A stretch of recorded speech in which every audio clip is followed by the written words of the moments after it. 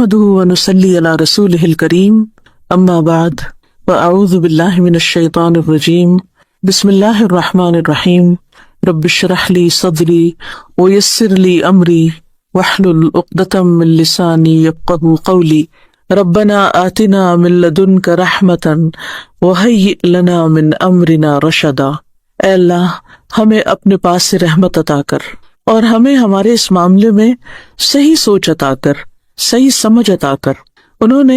اور کچھ نہیں مانگا، رحمت اور رشد مانگی، دو چیزیں کہ ہمارا معاملہ درست کر دے۔ اسی طرح ہم دیکھتے ہیں کہ جنوں نے جب قرآن مجید پہلی بار سنا تو انہوں نے قرآن سنتے ہی کہا کہ انا سمعنا قرآنا عجبا یہدی الی الرشد فآمنا بہ، کہ ہم نے ایک عجیب قرآن سنا ہے جو سیدھی راہ کی طرف لے جاتا ہے، رشد دیتا ہے، ہم اس پر ایمان لے آئے۔ تو قرآن مجید ایک ایسی چیز ہے کہ جس کو انسان اگر ایک بار بھی پڑھ لے تو اس کو اس کا مقصد سمجھ میں آ جاتا ہے کہ یہ کتاب سیدھی راہ دکھانے والی ہے اور حقیقی معنوں میں انسان کو سمجھ بوجھ عطا کرنے والی ہے۔ رشد اصل میں کہتے ہیں کسی چیز کی حقیقت کو پا لینا، صحیح سمت میں جانا، صحیح ڈائریکشن لینا، کسی چیز کی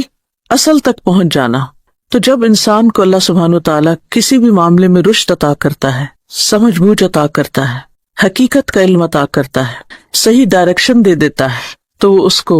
بہت بڑی خیر کثیر مل جاتی ہے۔ موسیٰ علیہ السلام نے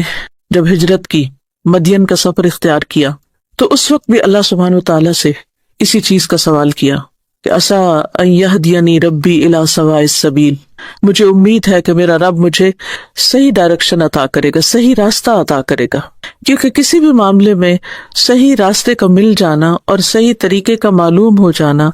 اور کس وقت میں کیا کرنا چاہیے یہ جان لینا نہایت ضروری ہے۔ اسی پر ہی انسان کی کامیابی کا انحصار ہوتا ہے، نہ صرف یہ کہ دنیاوی معاملات میں بلکہ آخرت کے معاملات میں بھی۔ موسیٰ علیہ السلام نے جب خضر علیہ السلام کی پیروی کی تو اس وقت ان سے کہا هل اتبعک علی ان تعلمنی مما علمت رشدا،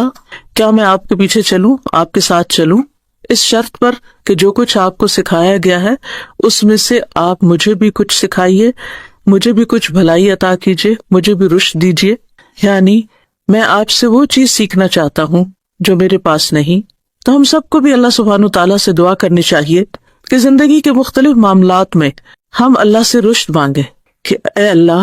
جو بھی میری زندگی میں کسی بھی قسم کا کوئی بھی امپورٹنٹ ڈیسیژن مجھے لینا ہے، کوئی بھی فیصلہ کرنا ہے، کوئی بزنس کرنا ہے، کوئی جاب کرنی ہے، کہیں شادی کس بچے کی کرنی ہے، یا پھر دینی معاملات ہیں، مثلا رمضان آ رہا ہے، رمضان گزارنا ہے، کیسے گزارنا ہے، کیا کرنا چاہیے، اس میں کیا کرنا مجھے فائدہ دے گا، میرے دن کیسے گزرنے چاہیے، میری راتیں کیسی گزرنی چاہیے، میری عبادت کیسی ہونی چاہیے۔ تو ان تمام معاملات میں بھی کوئی چھوٹا معاملہ ہو یا بڑا معاملہ ہو، اللہ سبحانہ تعالیٰ سے انسان دل ہی دل میں اور پکار کر رشد مانگے، ہدایت مانگے، صحیح ڈائریکشن مانگے۔ تو آئیے ہم سب بھی دعا کرتے ہیں کہ اللہ سبحانہ تعالیٰ ہمارے آنے والے دنوں کو، یعنی رمضان المبارک کے مہینے کو بہترین طریقے سے گزارنے کی توفیق دے، ان دنوں کی قدر کرنے کی توفیق دے، اور ان دنوں میں جو کچھ ہمیں کرنا چاہیے ہم واقعی وہی کریں۔ کہیں ایسا نہ ہو کہ یہ ہماری زندگی کا آخری چانس ہو، کیونکہ ہم سب کسی نہ کسی ایسے شخص کو ضرور جانتے ہیں کہ جو پچھلے رمضان میں تھا لیکن اس رمضان میں ہمارے ساتھ نہیں۔ ہمیں نہیں معلوم کہ ہمیں اس کے بعد نیکسٹ رمضان ملتا ہے یا نہیں۔ اللہ ہم سب کو لمبی زندگی اور نیکیاں کمانے کے بہت سے مواقع عطا کرے۔ جہاں تک رمضان کا تعلق ہے تو اللہ سبحانہ تعالیٰ نے اس مہینے کو ہمیں عطا کیا اور اس میں ہمیں بہت کچھ کمانے کا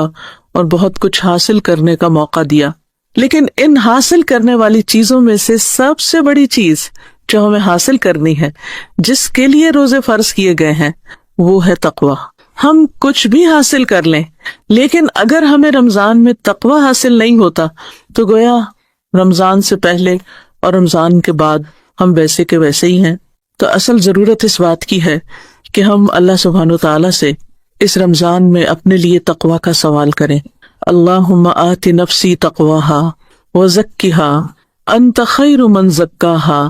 انت ولیہا و مولاہا، کہ اے اللہ تو میرے دل کو تقویٰ عطا کر، اور تو اسے پاک کر، تو اسے تزکیہ عطا کر، اور تو بہترین ہے جو اسے پاک کر سکتا ہے۔ یہ میرے بس کی بات نہیں کہ میں اپنی ان چیزوں سے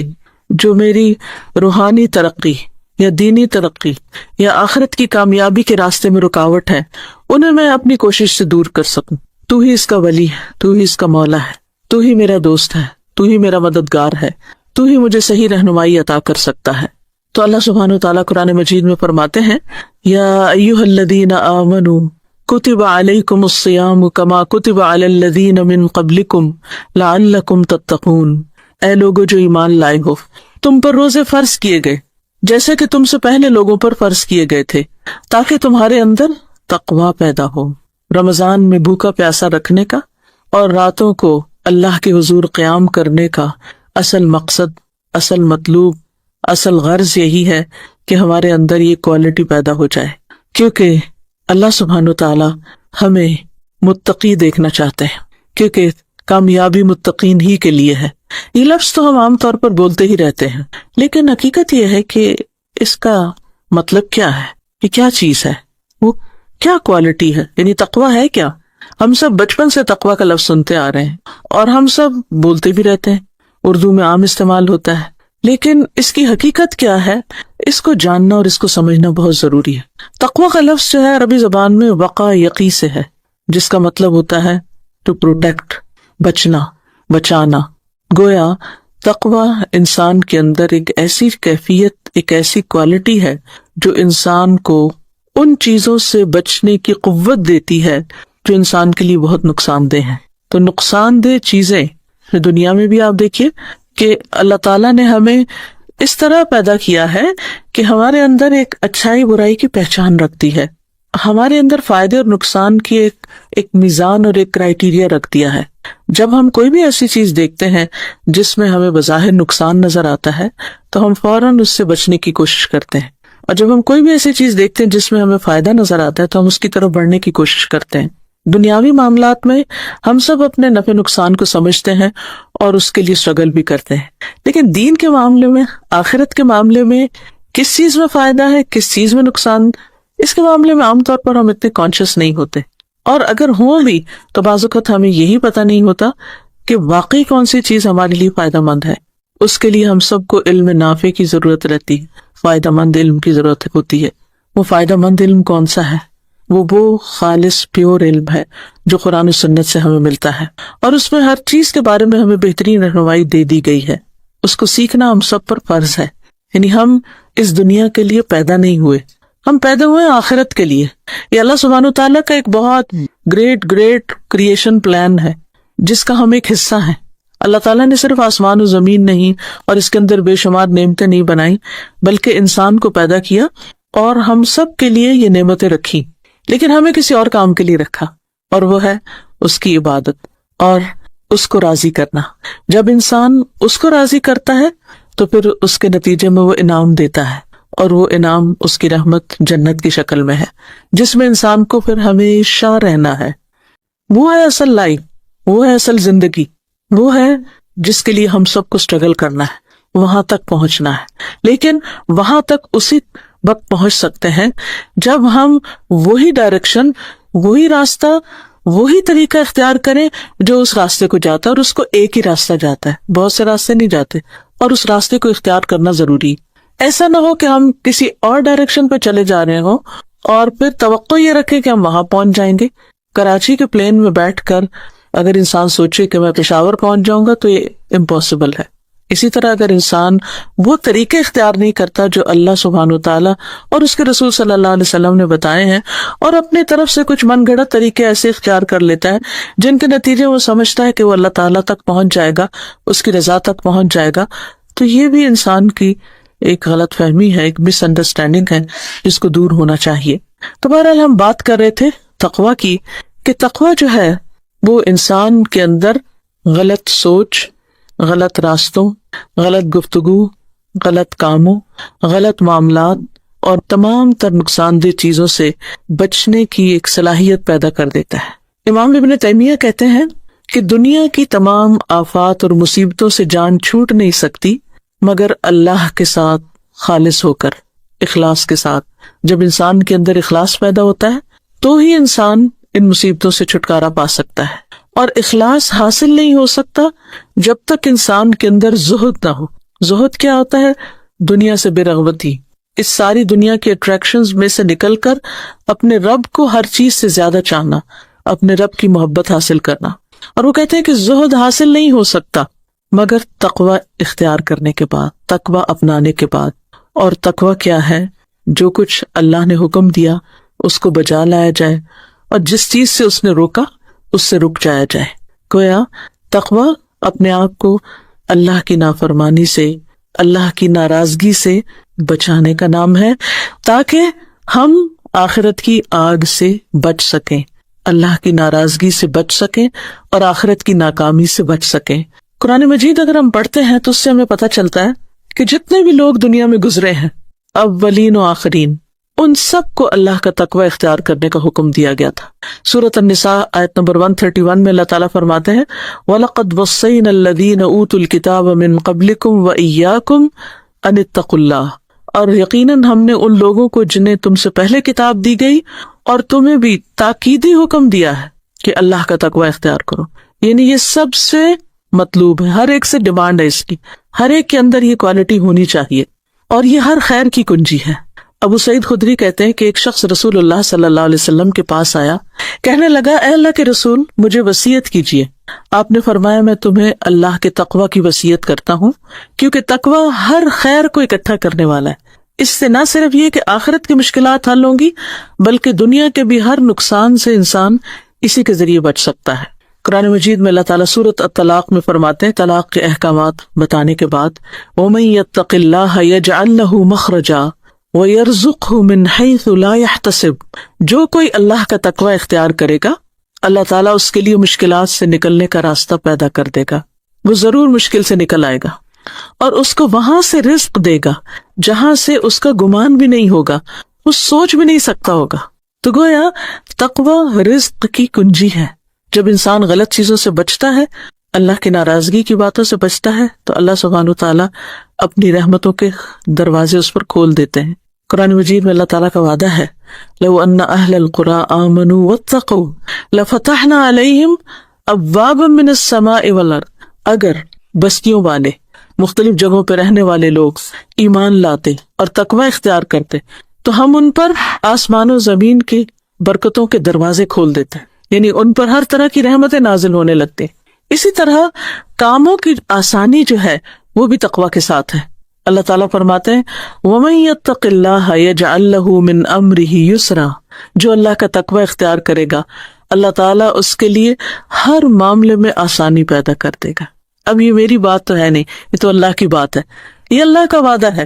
ہر معاملے میں آسانی پیدا کر دے گا اگر انسان اللہ کا تقوی اختیار کرے گا۔ اسی طرح تقوی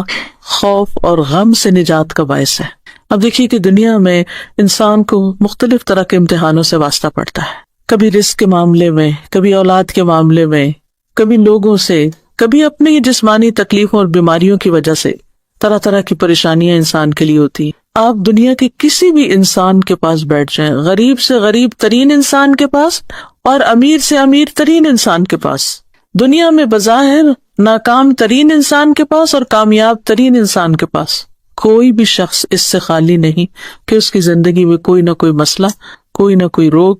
کوئی نہ کوئی ایسی پریشانی، فکر یا غم کی بات نہ ہو، کسی کی چھوٹی ہوگی اور کسی کی بڑی ہوگی۔ ان چیزوں سے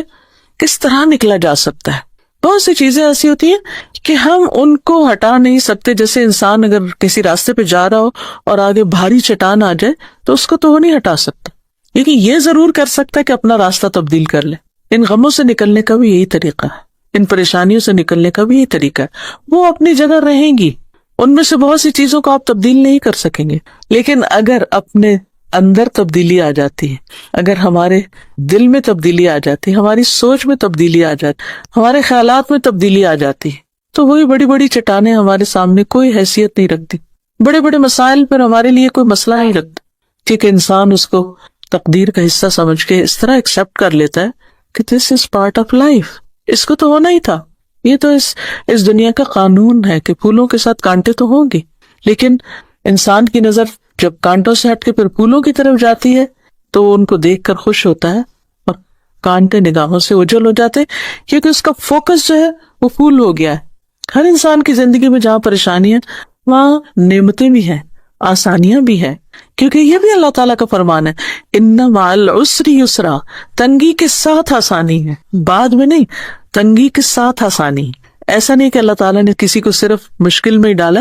اس کے لیے زندگی میں بہت سی آسانیاں بھی رکھی، لیکن ہوتا یہ ہے کہ جب ہم مشکلات کو فوکس کر لیتے ہیں تو ہماری نعمتیں اور آسانیاں جو پس منظر میں چلی جاتی ہیں۔ آپ اس وقت بھی تجربہ کر سکتے ہیں، سامنے رکھی ہوئی کسی بھی چیز کو اگر آپ کسی ایک چیز پر نظر جماتے ہیں تو باقی چیزیں آپ کو نظر آنی بند ہو جاتی یا ڈم ہو جاتی، مدھم ہو جاتی۔ اب یہ ہم پر ہے کہ ہم کس چیز کو دیکھتے ہیں، ہمارا فوکس کیا ہے، اور یہ صحیح اسی وقت ہو سکتا ہے جب انسان کے اندر وہ رشد ہوتی، جب انسان کے اندر تقویٰ ہوتا ہے، جب انسان کی پرائرٹیز جو ہیں ان میں وہ بالکل صحیح راستہ اختیار کرتا ہے اور جو موسٹ امپورٹنٹ چیزیں ہوتی ہیں ان کو اپنے سامنے رکھتا ہے اور جو غیر ضروری چیزیں ہوتی ہیں ان کو پیچھے لے جاتا ہے۔ مشکل یہ کہ شیطان ہمارے لیے جو غیر ضروری چیزیں ہیں، جو پریشانی کی چیزیں ہیں، جو تکلیف والی باتیں ہیں، ان کو ہمیشہ ہمارے فوکس میں رکھتا ہے کہ اس کے بارے میں سوچتے رہو، اسی کے بارے میں وسوسے ڈالتا رہتا ہے۔ نتیجہ کیا ہوتا ہے کہ ہم اسی کے بارے میں سوچ سوچ کر دکھی رہتے ہیں اور باقی ساری نعمتیں بھولے رہتے ہیں۔ بہرحال اللہ کا وعدہ ہے کہ جو تقوی اختیار کرے گا اس کو میں خوف اور غم سے بھی نجات دوں گا، آخرت کا تو ہے ہی، دنیا میں بھی۔ اللہ تعالیٰ فرماتے ہیں، سورۃ یونس کی آیت ہے، الا ان اولیاء اللہ لا خوف علیہم ولا هم يحزنون الذین آمنوا وکانوا یتقون، خبردار، اللہ کے دوست، ان کے لیے نہ کوئی خوف ہے نہ کوئی غم۔ یہ کون لوگ ہیں؟ یہ وہ لوگ ہیں جو ایمان لائے اور وہ تقوی اختیار کرتے ہیں۔ آخرت کی کامیابی اس کے لیے بھی اللہ تعالیٰ فرماتے ہیں، والعاقبۃ للمتقین، انجام تو متقین کے حق میں ہی بہتر ہے۔ جنت میں داخلے کا باعث بھی یہی ہے، ان المتقین فی جنات ونہر، متقی لوگ باغوں اور نہروں میں ہوں گے، فی مقعد صدق عند ملیک مقتدر، اس سچی عزت کی جگہ پر، عظیم صاحب اقتدار بادشاہ کے پاس۔ اللہ سبحانہ وتعالیٰ کا قرب ان کو نصیب ہوگا، یعنی دنیا میں بھی محسوس کریں گے لیکن آخرت میں حقیقی معنوں میں اللہ کے چہرے کو دیکھیں گے اور فزیکلی اس کے قریب ہوں گے، اور وہ دن ہوگا کہ جس کے بعد انسان کو باقی ساری نعمتیں، باقی ساری چیزیں بھول جائیں گی، اور سارے غم تو خیر انسان پیچھے ہی دنیا میں چھوڑ چکا ہوگا۔ یہ صرف ان کے حصے میں آئے گا جن کے اندر تقویٰ ہوگا۔ اب تقویٰ پیدا کرنے کے لیے جہاں ایک طرف اللہ سبحانہ وتعالیٰ نے ہمیں رمضان کے روزے دیے ہیں، اس کے علاوہ بھی کچھ چیزیں ہیں جو ہمیں اپنی زندگی میں کرنی ہے کہ جو انسان کے اندر تقویٰ پیدا کرتی ہیں۔ ان میں سب سے پہلی چیز توحید خالص،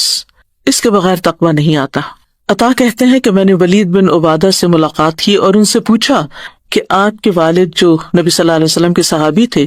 انہوں نے موت کے وقت کیا وصیت کی تھی؟ انہوں نے کہا کہ میرے والد نے مجھے بلایا اور فرمایا، بیٹے اللہ کا تقوی اختیار کرو اور جان لو کہ تم اس وقت تک اللہ کا تقوی اختیار نہیں کر سکتے جب تک اللہ پر ایمان نہ لاؤ اور اچھی بری تقدیر پر ایمان نہ لاؤ، اور اگر تم اس کے علاوہ کسی اور چیز پر مرو گے تو جنت میں نہیں جا سکتے۔ تو گویا سب سے پہلی چیز جس کا ہم سے پوچھا جائے گا وہ ایمان ہے، اور ایمان میں صرف اللہ پر ایمان نہیں بلکہ تقدیر پر بھی ایمان اس کا حصہ ہے۔ پھر یہ کہ ہر کام کو اللہ کے لیے خالص کرنا۔ قرآن مجید میں آتا ہے وَسَيُجَنَّبُهَا الْأَتْقَى الَّذِي يُؤْتِي مَالَهُ يَتَزَكَّى وَمَا لِأَحَدٍ عِندَهُ مِن نِعْمَةٍ تُجْزَى إِلَّا ابْتِغَاءَ وَجْهِ رَبِّهِ الْأَعْلَى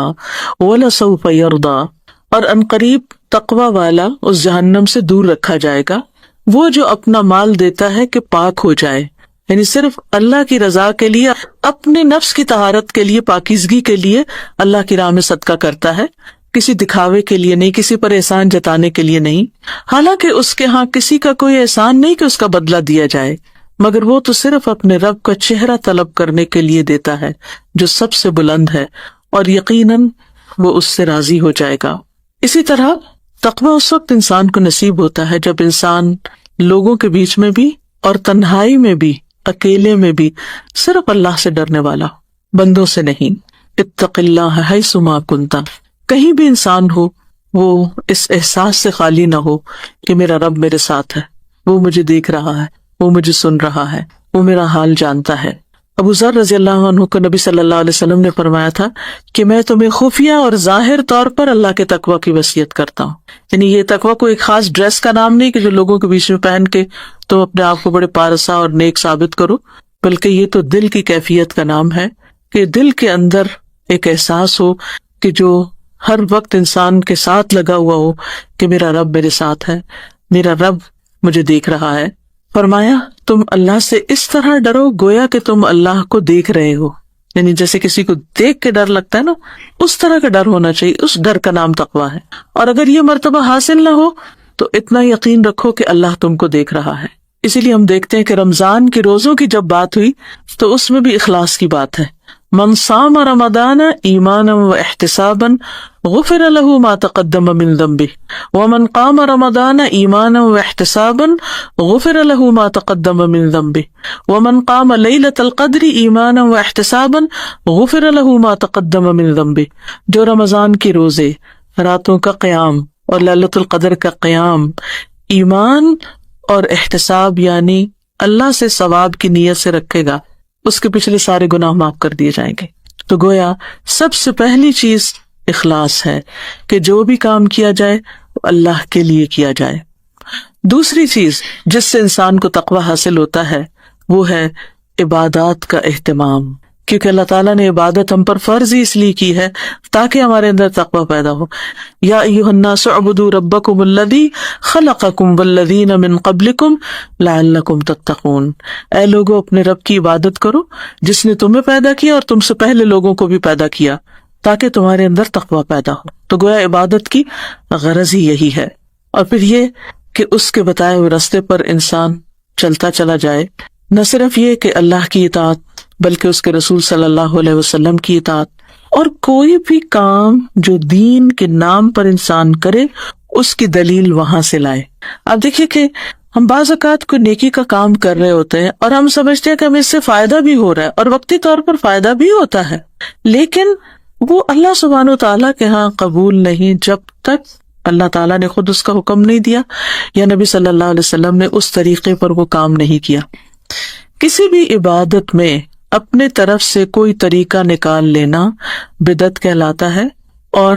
وہ دین میں ایک نیا اضافہ ہوتا ہے، اس کی ایک ایکسٹینشن ہوتی ہے۔ اس کا مطلب یہ ہے کہ نعوذ باللہ اللہ تعالیٰ بھول گئے بتانا ہمیں، اس کے رسول صلی اللہ علیہ وسلم بھول گئے ہمیں بتانا، اور ہمیں خود سے ایک نیا آئیڈیا آ گیا۔ نئے آئیڈیاز، نئی انوینشنز، ان پہ کوئی روک ٹوک نہیں ایز لانگ ایز وہ دنیا کے کام میں ہوں۔ دین جو ہے وہ صرف اللہ ہی کا دیا ہوا ہے، اس لیے اس میں صرف وہی کام کر کے انسان تقویٰ حاصل کر سکتا ہے جو اللہ سبحانہ و تعالیٰ کی طرف سے ہو۔ تیسری چیز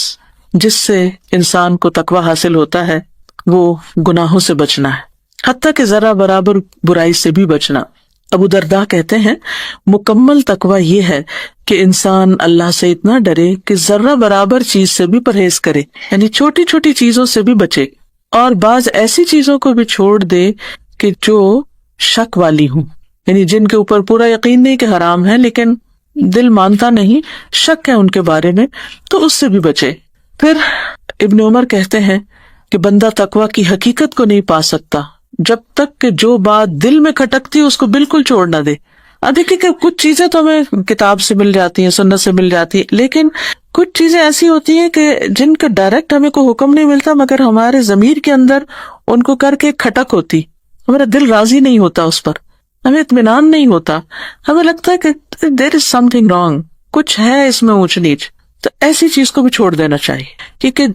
تقویٰ جو ہے وہ دل کے اندر ایک اطمینان اور سکون اور خوشی پیدا کرتا ہے، چاہے انسان کتنے بھی مصیبتوں میں گرا ہوا ہو۔ لیکن شک والی چیز جو ہے وہ تقویٰ کے منافی ہوتی ہے، اور اس سے انسان کے اندر بے چینی اور گلٹ اور ایک اضطراب پیدا ہو جاتا ہے۔ پھر اسی طرح ان چیزوں سے بھی بچنے کا نام تقویٰ ہے جن سے عام طور پر لوگ نہ بچتے ہوں، تو ایک متقی انسان ان کے بارے میں بھی محتاط ہوتا ہے کہ کہیں ایسا نہ ہو کہ اس کام کو کرنے سے میں کسی غلط راستے پہ چل پڑوں، تو اس سے بھی اپنے آپ کو محفوظ رکھتا ہے۔ پھر اسی طرح اپنی تکلیفوں سے، برائیوں سے دوسروں کو محفوظ رکھنے کا نام بھی تقویٰ ہے۔ صحابہ نے پوچھا ایک مرتبہ نبی صلی اللہ علیہ وسلم سے کہ کون سا مومن سب سے افضل ہے، تو آپ نے فرمایا کہ وہ جو اللہ کے راستے میں اپنی جان مال سے جہاد کرے، یعنی تن من لگائے،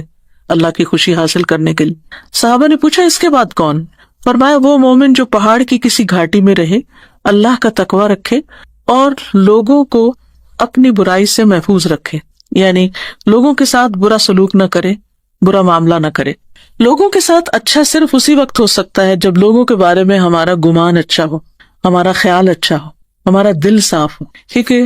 تزکیے کے بغیر معاملہ درست نہیں ہو سکتا ہے۔ جس انسان کے لیے آپ کا دل اچھا ہے نا، اس کو آپ دیکھ کے ہی خوش ہو جائیں گے، آپ کو کوشش نہیں کرنی پڑے گی اسمائل کرنے کی، خود بخود آپ کے منہ پہ اسمائل آ جائے گی۔ اور جس انسان کے بارے میں آپ کے دل میں کسی قسم کی کوئی کھٹک ہے یا کوئی ناراضگی ہے یا کوئی برا خیال ہے یا کوئی وسوسہ ہے، آپ کوشش کر کے بھی اپنے آپ کو راضی کریں کہ اس سے اچھی طرح ملے تو آپ نہیں کر سکتے۔ تو اس لیے تقویٰ اس وقت حاصل ہوتا ہے، تقویٰ اندر تب جاتا ہے جب دل صاف ہوتا ہے۔ تقویٰ ایسی چیز ہے کہ جو وہاں رہتا ہی نہیں، ٹکتا ہی نہیں جب تک اس کو صاف جگہ نہیں ملتی۔ یعنی ہم کتنی بھی کوشش کرتے رہیں کہ اپنے اندر کوئی ایسی چیزیں انڈیلیں، لیکن اگر اندر اس کو اپنی پسند کی جگہ نہیں ملی تو وہ وہاں رہے گا ہی نہیں۔ اس لیے دل کو صاف کرنا اور دل کی حفاظت کرنا ضروری ہے۔ نبی صلی اللہ علیہ وسلم نے 3 بار دل کی طرف اشارہ کر کے فرمایا کہ تقویٰ یہاں ہوتا ہے، لیکن اس کے لیے کیا ہے؟ دل کی حفاظت ضروری ہے۔ نبی صلی اللہ علیہ وسلم نے فرمایا جسم میں گوشت کا ایک ٹکڑا ہے، جب اس کی اصلاح ہو جاتی ہے، یعنی وہ صاف ہو جاتا ہے، تو تمام جسم کی اصلاح ہو جاتی ہے، اور جب وہ خراب ہوتا ہے تو سارا جسم خراب ہو جاتا ہے۔ اور فزیکلی بھی دیکھیں، اگر آپ دل بند ہے، دل کی کچھ حصہ بھی اگر خراب ہے تو اس کا اثر ساری جسمانی صحت پر پڑتا ہے۔ یہی حال روحانی صحت کا بھی ہے۔ تو ضرورت اس چیز کی ہے کہ ہمارا دل اللہ کی طرف جھکنے والا ہو۔ اللہ کی طرف جھکنے والے کا ہونا کا مطلب کیا ہے؟ کہ جن چیزوں کو اللہ نے چھوڑنے کے لیے کہا ہے ان کو انسان اللہ کا حکم سمجھ کے چھوڑ دے۔ قرآن مجید میں آتا ہے وَأُزْلِفَتِ الْجَنَّةُ لِلْمُتَّقِينَ غَيْرَ بَعِيدٍ هَذَا مَا تُوعَدُونَ لِكُلِّ أَوَّابٍ حَفِيظٍ مَنْ خَشِيَ الرَّحْمَنَ بِالْغَيْبِ وَجَاءَ بِقَلْبٍ مُنِيبٍ ادخلوها بسلام ذلك يوم الخلود لهم ما يشاءون فيها ولدينا مزید۔ اور جنت تقوی والوں کے قریب لے آئی جائے گی، ان کو وہاں نہیں جانا پڑے گا، وہ قریب آ جائے گی، کچھ دور نہ ہوگی۔ غیر بعید یہ ہے جس کا تم سے وعدہ کیا جاتا تھا ہر اس شخص کے لیے جو بہت رجوع کرنے والا ہو، بار بار اللہ کی طرف پلٹے، خوب حفاظت کرنے والا ہو، یعنی اپنے خیالات کی، اپنی زبان کی، اپنے اعمال کی، جو رحمان سے بن دیکھے ڈرتا ہو۔ رجوع کرنے والا دل لے کر آیا۔ اور دل کا رجوع کیا ہوتا ہے؟ دل ایسی چیز ہے نا کہ جس کے اندر وسوسے بھی آتے ہیں، بدگمانیاں بھی آتی ہیں، خیالات بھی آتے ہیں، کبھی اللہ کے بارے میں، کبھی اس کے رسول کے بارے میں، کبھی دین کے بارے میں، کبھی لوگوں کے بارے میں، کبھی کسی چیز کے بارے میں، اس کی حالت بدلتی رہتی۔ اب یہ نہیں کہ خیال آئے گا نہیں، کوئی برا آئے گا، وہ تو شیطان ساتھ ہے، اس کا تو 24/7 کام ہی یہی ہے کہ وہ آپ کے دل کو خراب کرے، کیونکہ اس کا جو ٹارگٹ ہے وہ دل ہے کہ اس ہیڈ کوارٹر پر کنٹرول ہو جائے تو پوری کنگڈم ہاتھ میں آ جائے گی، پورے کا پورا پھر انسان میرا ہی ہے، کیونکہ ہم بولتے وہی ہیں جو ہمارا دل چاہتا ہے، ہم سنتے وہ اسی طرح ہیں جو ہمارے دل میں ہوتا ہے، ہم دیکھتے وہی ہیں جو ہمارے دل میں ہوتا ہے۔ تو جب دل صاف ہوگا تو ہر چیز صاف ہو جائے گی، اور جب دل ٹھیک نہیں تو کچھ بھی صاف نہیں ہو سکتا۔ تو اس لیے بار بار پلٹنے کا مطلب یہ کہ ادھر سے کوئی چیز باہر ہوا شیطان کا، اور ادھر سے اس کو باہر نکالا، اور پھر وہ اللہ کی طرف لوٹ گئے، پھر اپنے دل کو صحیح کر لیا، صاف کر لیا۔ پھر فرمایا اس سے کہا جائے گا کہ اس میں سلامتی کے ساتھ داخل ہو جاؤ، یہی ہمیشہ رہنے کا دن ہے، ان کے لیے وہاں وہ کچھ ہوگا جو وہ چاہیں گے، اور ہمارے پاس مزید بھی ہے، یعنی ان کی خواہشات سے بھی بڑھ کر ہے۔ اب دل کو کس طرح صاف رکھا جائے؟ ہوتا یہ کہ جب انسان گناہ کرتا ہے تو دل پہ سیاہ دھبا لگتا ہے، سیاہ ڈاٹ لگتا ہے۔ جب انسان توبہ کر لیتا ہے، اللہ سے معافی مانگتا ہے، اگر بندوں کے حق میں کوئی زیادتی ہے ان سے معافی مانگ لیتا ہے تو وہ نقطہ دھل جاتا ہے، اور اگر معافی نہیں مانگتا تو اس سے نقطہ پھیلنے لگتا ہے، اور پھیلتا پھیلتا پورا دل سے آ کر دیتا ہے۔ پھر انسان کے اندر بے حسی آتی، اندھیرا آ جاتا ہے، سیاہی ایک اندھیرا لاتی۔ پھر انسان کے پاس ساری نعمتیں ہونے کے باوجود بھی اس کا کسی چیز میں دل نہیں لگتا، نہ اس کو کھانے میں مزہ آتا ہے، نہ اس کو پہننے میں آتا ہے، نہ اس کو لوگوں سے مل کے آتا ہے، نہ اس کا دل تنہائی میں لگتا ہے، جس کو دوسرے لفظوں میں پھر ہم ڈپریشن کا نام دیتے ہیں۔ یہ کہاں سے ڈیولپ ہوتا ہے؟ یہ انہی چیزوں سے کہ جن کے بارے میں ہمارے اندر ایک چبھن ہوتی ہے، ایک گلٹ ہوتا ہے، اور ہم اس کو سپریس کرتے رہتے ہیں اور اس کو صاف کرنے کی کوشش نہیں کرتے۔ اللہ کی طرف رجوع نہیں کرتے، بندوں کی طرف رجوع نہیں کرتے. تو جب انسان رجوع کرنے لگتا ہے، پلٹ آتا ہے، اپنی غلطی مانگ لیتا ہے، ایگو سے باہر نکل آتا ہے، تو انسان کے اندر ایک اطمینان پیدا ہو جاتا ہے. مرحلہ مشکل ہوتا ہے لیکن اس کے بعد بہت آسانی ہوتی ہے. عبداللہ بن عمر کہتے ہیں کہ آپ صلی اللہ علیہ وسلم سے کہا گیا، اے اللہ کے رسول، لوگوں میں کون سب سے افضل ہے؟ فرمایا، صاف دل والا اور زبان کا سچا. لوگوں نے کہا کہ زبان کے سچے کو تو ہم پہچانتے ہیں، لیکن صاف دل کون ہے؟ آپ نے فرمایا، متقی، پاک صاف، جس کے دل میں گناہ نہ ہو، بغاوت نہ ہو، خیانت نہ ہو، حسد نہ ہو، کیونکہ یہ ساری چیزیں مل کے دل کو مردہ کر دیتی ہیں. اور جب انسان کا دل مردہ ہو جاتا ہے تو پھر نہ اس کا عبادت میں دل لگتا ہے، نہ ذکر میں دل لگتا ہے، اور نہ کسی اور چیز میں. لہٰذا ہم میں سے ہر ایک کی ہمیشہ اپنے دل پر نظر ہونی چاہیے کہ دل کی کیفیت کیا ہے، کیونکہ وہ ہر وقت بدلتی رہتی ہے، اس لیے اس کی مانیٹرنگ بھی ہر وقت ضروری ہے، اس سے غافل نہیں ہونا چاہیے. جس وقت بھی ایسی کوئی چیز محسوس ہو، بوجھل پن محسوس ہو، اداسی محسوس ہو، بے چینی ہو، دل نہ لگ رہا ہو، فوراً اللہ کو یاد کیجیے، اللہ کا ذکر کیجیے، استغفار کیجیے، اللہ کے آگے روئیے. اللہ سبحانہ وتعالیٰ اس سے بڑھ کے تو کوئی قریب ہی نہیں. ان ربی قریب مجیب، بے شک میرا رب تو قریب ہے، جواب دیتا ہے. وہ تو اگر آپ زبان سے کچھ بھی نہیں کہتے تو آپ کے دل سے جو کچھ اٹھ رہا ہے وہ تو اس کو بھی سن رہا ہے، وہ تو اس کو بھی دیکھ رہا ہے، تو اس کو بھی جانتا ہے. تو گویا پلٹنے میں، توبہ کرنے میں، اپنی گلٹ کو دھونے میں، اپنی پریشانی کو ختم کرنے میں دیر نہ کریں. پانچویں چیز جو انسان کے اندر تقویٰ پیدا کرتی ہے وہ ہے زبان کی حفاظت. زبان کے معاملے میں اللہ سے ڈرنا. انسان جب صبح کرتا ہے تو جسم کے سارے اعضاء زبان سے کہتے ہیں ہمارے معاملے میں اللہ سے ڈرو، اللہ کا تقویٰ اختیار کرو. تم سیدھی رہی تو ہم بھی سیدھے رہیں گے، تم ٹیڑھی ہوگی تو ہم بھی ٹیڑھے ہو جائیں گے. اور حقیقت یہ ہے کہ غلطی زبان کرتی ہے لیکن سزا تو سارے جسم کو بھگتنی پڑتی ہے. رسول اللہ صلی اللہ علیہ وسلم نے فرمایا، کسی انسان کا ایمان درست نہیں ہو سکتا جب تک کہ اس کا دل درست نہ ہو، اور اس کا دل درست نہیں ہوتا یہاں تک کہ اس کی زبان درست ہو جائے. تو ابھی ہم پیچھے جو بات کر رہے تھے نا کہ دلوں کی درستگی کا خیال رکھیں، قلب سلیم پیدا کریں، وہ ہو نہیں سکتا جب تک زبان صحیح نہ ہو. کیونکہ جو کچھ انسان بولتا ہے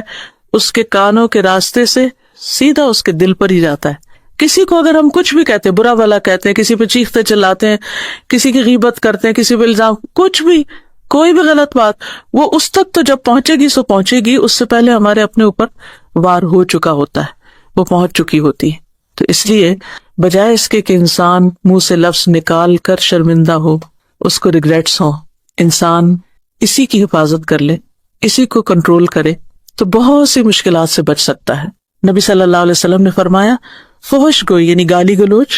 زیادہ باتیں کرنا نفاق کے 2 شعبے ہیں، یعنی اس سے منافقت جنم لیتی ہے. آپ نے فرمایا کہ فائدے کی بات کرو ورنہ خاموش رہو. اور پھر قرآن مجید میں کامیاب لوگوں کی جو صفات بتائی گئی ہیں ان میں سے ایک صفت ہے والذین هم عن اللغو معرضون، کہ وہ لغو سے، فضول باتوں سے، بیہودہ باتوں سے بچ کے رہتے ہیں، اور خاص طور پر روزے کی حالت میں. روزہ تو اصل میں ہے ہی اس لیے کہ ہم پریکٹس کریں اس چیز کی کہ ہم ان چیزوں سے اپنی زبان کو بھی روکیں گے، کیونکہ جب تک کوئی جھوٹ بولنا اور جھوٹ پر عمل کرنا نہیں چھوڑتا اس کا روزہ ہی نہیں. اور آپ صلی اللہ علیہ وسلم نے فرمایا، روزہ صرف کھانا پینا چھوڑنے کا نام نہیں، بلکہ روزہ تو بیہودہ بے فائدہ کام اور جنسی خواہشات پر مبنی حرکات اور کلام سے بچنے کا نام ہے. لہٰذا اگر کوئی تمہیں گالی دے یا جہالت کی بات کرے تو تم کہو کہ میں روزے سے ہوں. تو جس طرح روزے میں ہم حلال کھانا پینا چھوڑتے ہیں، اسی طرح ہمارے لیے لازم ہے کہ ہم حرام سے بھی بچیں، اور نہ صرف حرام سے بلکہ فضول چیزوں سے بھی بچیں، فضول کلام سے بھی بچیں، اور خاص طور پر بد اخلاقی سے اور بد کلامی سے. رسول اللہ صلی اللہ علیہ وسلم نے فرمایا، روزہ گناہوں سے ڈھال ہے، یعنی بچاتا ہے. اگر کوئی روزے سے ہو تو اسے فحش باتیں نہیں کرنی چاہیے، شور نہیں مچانا چاہیے، یعنی روزے کی حالت میں خاص طور پر انسٹرکشن ہے کہ شور نہ کرے. اگر کوئی شخص گالی دے یا لڑنا چاہے تو جواب میں یہ کہے کہ میں روزے سے ہوں، میں جواب نہیں دے سکتا. اور ویسے بھی آپ صلی اللہ علیہ وسلم نے مومن کی جو تعریف بتائی ہے، فرمایا مومن تانا دینے والا، لعنت کرنے والا، نازیبا باتیں کرنے والا اور فحش باتیں کرنے والا نہیں ہوتا. آپ نے فرمایا کہ جس نے بری باتیں اور جھوٹ نہیں چھوڑا، اللہ کو اس کے کھانا پینا چھوڑنے کی کوئی ضرورت نہیں. کہ انسان صرف کھانا پینا چھوڑ کے سمجھے کہ میں روزے سے ہوں، اس وقت تک روزہ مکمل نہیں ہوگا جب تک کہ زبان کنٹرول نہیں ہوگی. چھٹی چیز جو انسان کے تقویٰ میں اضافہ کرتی ہے یا تقویٰ پیدا کرنے کا ذریعہ ہے وہ ہے زہد۔ زہد کیا ہے؟ کہ انسان اپنے آپ کو ان خواہشات سے روک لے، ان چیزوں سے روک لے کہ جن کی تکمیل میں انسان اللہ کو ناراض کر بیٹھتا ہے۔ امام راغب کہتے ہیں تقویٰ سے مراد نفس کی حفاظت ایک ایسی چیز سے کرنا ہے جو گناہ میں ڈالتی ہے، اور بعض اوقات انسان کسی جائز چیز کو بھی اس لیے یا مباح چیز کو بھی اس لیے چھوڑ دے کہ وہ تقویٰ کی تکمیل کر سکے۔ غافل کرنے والی مجلسوں، غافل کرنے والے کاموں، غفلت میں ڈالنے والی باتوں اور کمپنی سے بھی پرہیز کرنا چاہیے۔ یعنی اگر آپ مسلسل ایسے لوگوں کے ساتھ اٹھتے بیٹھتے ہیں کہ جو آپ کو اللہ کی یاد بلا دیتے ہیں یا دین سے دور کر دیتے ہیں، تو اس سے بھی انسان کے لیے مشکلات پیدا ہوتی ہیں۔ پھر اسی طرح اپنے کاموں میں سادگی اختیار کرنا، یعنی انسان ضرورت کی چیزیں تو استعمال کرے لیکن دنیا کے حصول میں اس دور تک نہ جائے کہ اس کی عبادات متاثر ہوں یا اس کے ایمان میں نقص واقع ہو یا اس کے اندر غفلت پیدا ہو، اور جب اس کی موت آئے تو وہ غافلوں میں شمار ہو۔ ان چیزوں سے بچنا نہایت ضروری ہے۔ پھر اسی طرح ساتویں چیز، رمضان کی رحمتیں اور برکتیں جانتے ہوئے خوشی سے روزہ رکھنا، اس سے تقویٰ پیدا ہوتا ہے، کیونکہ رمضان کا مہینہ ایسا ہے کہ جس کی پہلی رات ہی شیاطین اور سرکش جن قید کر دیے جاتے ہیں، دوزخ کے دروازے بند کر دیے جاتے ہیں اور ایک دروازہ بھی کھلا نہیں رہتا، جنت کے دروازے کھول دیے جاتے ہیں، ایک دروازہ بھی بند نہیں ہوتا۔ پکارنے والا پکارتا ہے، اے خیر کے طالب آگے بڑھ اور اے شر کے طالب رک جا، اور اللہ تعالیٰ ہر رات رمضان کی بہت سے لوگوں کو آگ سے نجات دیتے ہیں۔ پھر اسی طرح رمضان میں دعائیں قبول ہوتی ہیں، ہر روز اللہ سبحانہ وتعالیٰ روزہ دار کے لیے کوئی ایسی دعا رکھتا ہے کہ جو قبول ہوتی ہے، لہٰذا روزے کی حالت میں اٹھتے بیٹھتے چلتے پھرتے خوب دعائیں کرتی رہنی چاہیے۔ پھر اسی طرح خاص طور پر روزہ کی افطاری کا وقت جو ہے وہ جہنم سے آزادی کا موقع ہے۔ حدیث میں آتا ہے، حضرت جابر کہتے ہیں کہ آپ نے فرمایا یقیناً اللہ تعالیٰ ہر افطاری کے وقت لوگوں کو جہنم سے آزاد کرتے ہیں، اور یہ ہر رات ہوتا ہے، لہٰذا اس وقت خصوصی طور پہ دعا کرنی چاہیے کہ اللہ ہماری گردنوں کو تو جہنم کی آگ سے آزاد کر دے۔ آٹھویں چیز جس سے انسان کے اندر تقویٰ پیدا ہوتا ہے وہ ذکر اور تلاوت ہے۔ اللہ تعالیٰ فرماتے ہیں وَاذْكُرُوا اللَّهَ كَثِيرًا لَعَلَّكُمْ تُفْلِحُونَ، کثرت سے اللہ کو یاد کرو تاکہ تم کامیاب ہو سکو۔ نبی صلی اللہ علیہ وسلم نے فرمایا، اللہ تعالیٰ فرماتا ہے میں اپنے بندے کے ساتھ ہوتا ہوں اس وقت جب مجھے یاد کرتا ہے، اور میری یاد میں جب تک وہ ہونٹ ہلاتا ہے میں اس کے ساتھ ہوتا ہوں، یعنی اس کی مدد کرتا ہوں۔ پھر اسی طرح قرآن کی تلاوت، نبی صلی اللہ علیہ وسلم نے فرمایا قرآن کی تلاوت کو اپنے لیے لازم کر لو، کیونکہ یہ تمہارے لیے زمین پر نور کا سبب ہے اور آسمان میں ذخیرہ ہوگا۔ پھر اسی طرح نہ صرف یہ کہ انسان دیکھ کے تلاوت کرے بلکہ قرآن کو سمجھنے کی بھی کوشش کرے۔ اگر سارا قرآن نہ صحیح تو کم از کم کوئی ایک پارہ، چند صورتیں، ان کو خوب اچھی طرح سمجھ کے پڑھے۔ ایسی مجلسوں میں حاضر ہو جہاں پر قرآن سمجھایا جاتا ہے، پڑھایا جاتا ہے، کیونکہ مجلس کی اپنی ایک برکت ہوتی ہے، اس میں ایک آسانی ہوتی ہے، اس میں انسان ایک دوسرے سے انسپریشن لے رہا ہوتا ہے۔ پھر اسی طرح یہ ہے کہ رمضان میں کوئی نہ کوئی سورت ضرور یاد کریں، کچھ نہ کچھ حصہ زبانی یاد کریں، یا سال بھر میں اگر آپ نے کچھ زبانی یاد کیا، حفظ کیا ہوا ہے تو اس کی دہرائی کرنے کا ایک پلان بنائیں۔ پھر اسی طرح یہ بات یاد رکھیں کہ قیامت کے دن قرآن اور روزہ دونوں سفارش کریں گے۔ قرآن کہے گا کہ میں نے اس شخص کو رات سونے سے باز رکھا، کیونکہ تراویح میں قرآن سنا جاتا ہے، تو اللہ تعالیٰ سے کہے گا کہ اللہ اس کے حق میں میری سفارش قبول کر۔ روزہ کہے گا کہ میں نے اس کو دن کو کھانے پینے سے روکے رکھا،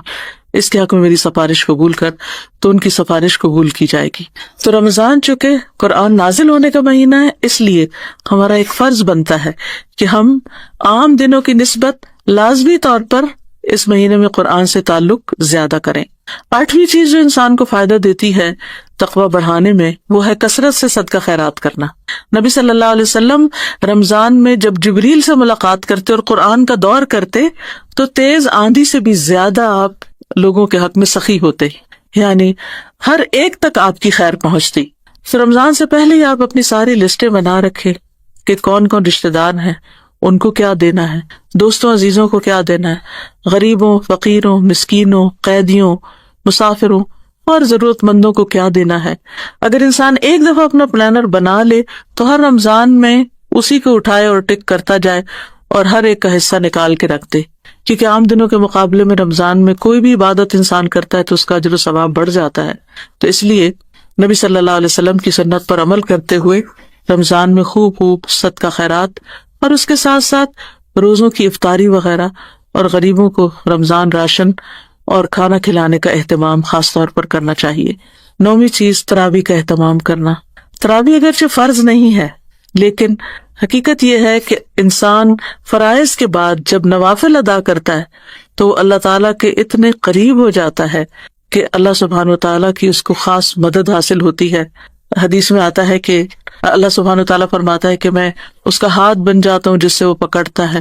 اس کی نگاہ بن جاتا ہوں جس سے وہ دیکھتا ہے، اس کا کان بن جاتا ہوں جس سے وہ سنتا ہے. مطلب اس کا کیا ہے کہ انسان پھر نیکیوں کی طرف دوڑ پڑتا ہے. اللہ سبحانہ و تعالیٰ کی ایسی تائید انسان کو حاصل ہوتی ہے کہ خیر اور بھلائی کے کاموں میں دل لگنے لگتا ہے، اچھے کاموں سے محبت ہونے لگتی اور برائی سے انسان دور ہونے لگتا ہے. پھر یہ کہ خاص طور پر آخری راتوں کی عبادت، طاق راتوں کی عبادت، اس کے لیے بھی انسان پہلے سے پلان کر کے رکھے، اپنے سارے کام کاج جو ہیں پہلے ہی ختم کر لے تاکہ ان دنوں کو اگر ہو سکے تو اعتکاف کرے انسان، یا پھر یہ کہ کم از کم راتوں کی عبادت ضرور کرے اور لیلۃ القدر کی تلاش میں سستی نہ کرے. تو اللہ تعالیٰ سے دعا ہے کہ وہ ہمیں آنے والے رمضان کی برکتیں عطا کرے اور جس مقصد کے لیے رمضان آیا ہے یعنی تقوی حاصل کرنا، اسے حاصل کرنے کی توفیق دے تاکہ ہمارے اندر ایسی ایمانی قوت پیدا ہو کہ رمضان کے بعد ہم پہلے سے بہتر انسان بن چکے ہوں. وآخر دعوانا ان الحمد للہ رب العالمین.